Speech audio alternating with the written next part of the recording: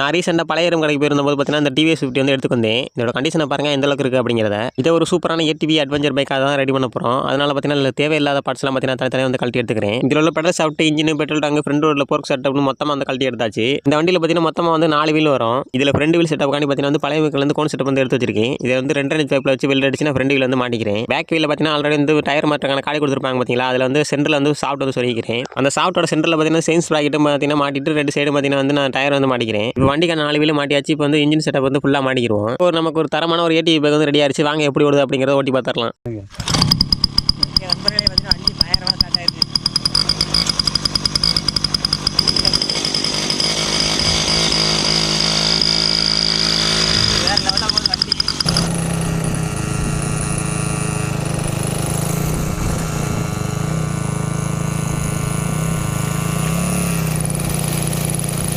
நம்ம செஞ்ச வண்டி பார்த்தீங்கன்னா சூப்பராக ஓடுது. இதோட ஃபுல் வீடியோ பார்க்கணும் அப்படின்னு நினச்சிங்கன்னா நம்ம ஆல்ரெடி பார்த்தீங்கன்னா ஃபுல் வீடியோ அப்லோட் பண்ணியிருக்கோம். பார்க்க நினைக்கிறவங்க பாருங்கள். அப்படி நம்ம வீடியோ பிடிச்சிருந்துச்சு அப்படின்னு நினச்சிங்கன்னா நம்ம சேனல் லைக் அண்ட் சப்ஸ்கிரைப் பண்ணிட்டு பாருங்கள்.